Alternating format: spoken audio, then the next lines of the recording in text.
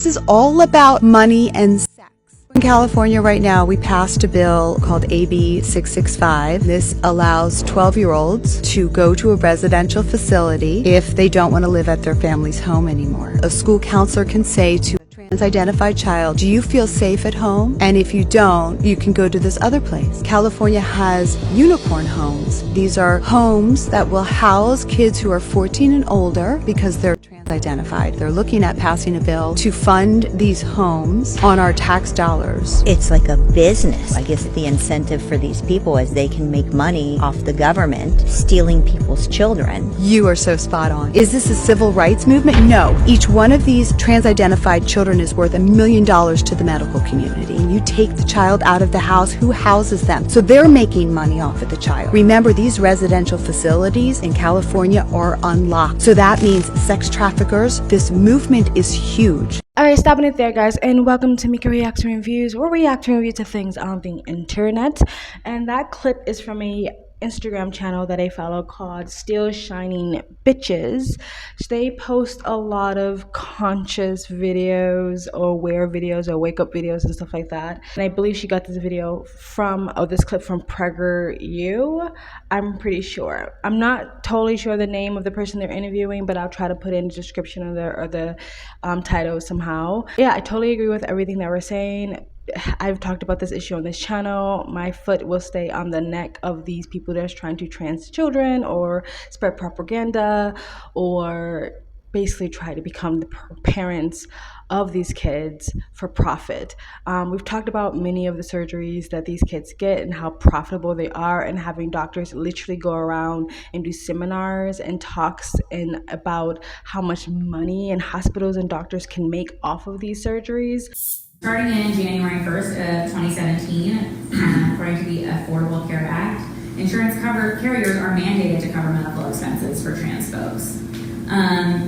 Some of our BUMC financial folks in October of 2016, starting a couple years ago, put down some costs of how much money we think each patient would bring in. And this is only including top surgery. This isn't including any bottom surgery. And it's a lot of money. These surgeries make a lot of money. So female to male chest reconstruction can bring in $40,000. A patient just on routine hormone treatment, who I'm only seeing a few times a year, can bring in several $1,000s. So that requires a lot of visits and labs. It actually makes money for the hospital. Now these I got from the internet, but it's from the Philadelphia Center for Transgender Surgery, which does a lot of surgery for patients. And I just want to give you an idea of how much these bottom surgeries are making. And I think this has to be an underestimate. This is for a vaginoplasty. They're quoting roughly around $20,000 for a vaginoplasty, but that doesn't include your hospital stay. That doesn't include your post-op visits. That doesn't include your anesthesia, your OR. So I would think that this has to be a gross underestimate. I think that's just like the surgeon's piece of it, which anybody who's ever been in the hospital knows that that's like 10% of it.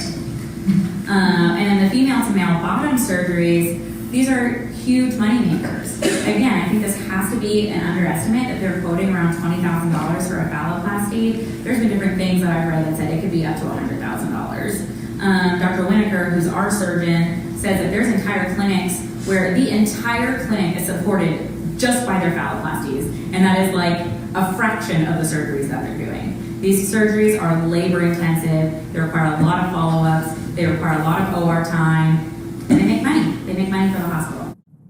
If you've made it this far, can you please like, comment, and subscribe? Please donate to my PayPal so I can get a new camera battery, and you can super thanks. If you super thanks, I will mention your comment in the next video.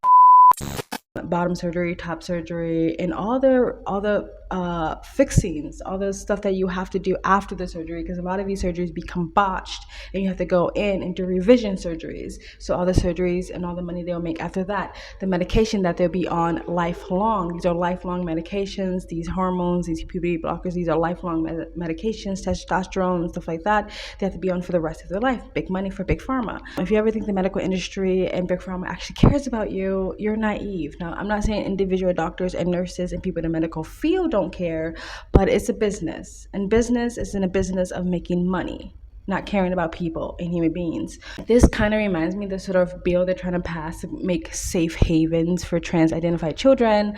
Kind of reminds me of like when a lot of the insurance agencies was able to put rehab on their insurance. A lot of the rehab started signing up for like the government programs to get insurance money and stuff like that. And all of a sudden, all these rehabs started popping up everywhere, and these halfway homes start popping up everywhere, and these sober living homes start popping up everywhere. And it was more about making money because now they're getting money from the government and the insurance companies, and it was less about actually helping the addict. And there was reports of these people being abused. It was reports of lots of drug activity going on in these rehabs, halfway homes, and sober living facilities.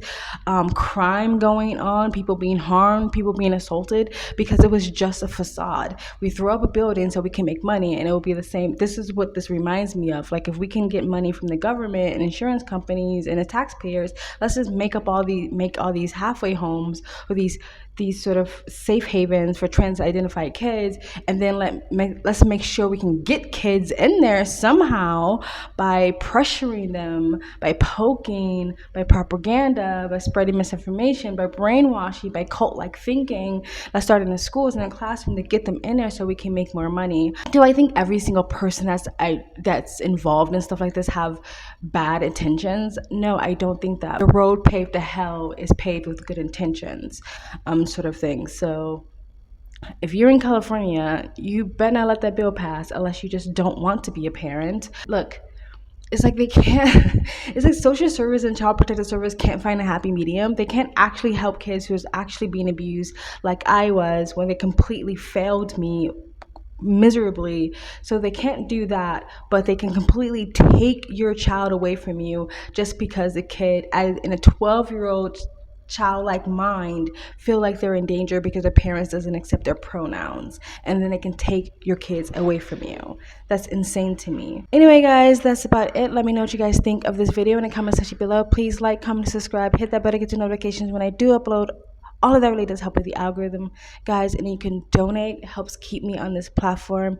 My PayPal and Cash App link is in the comment section below. And you guys have an amazing, beautiful day. Bye.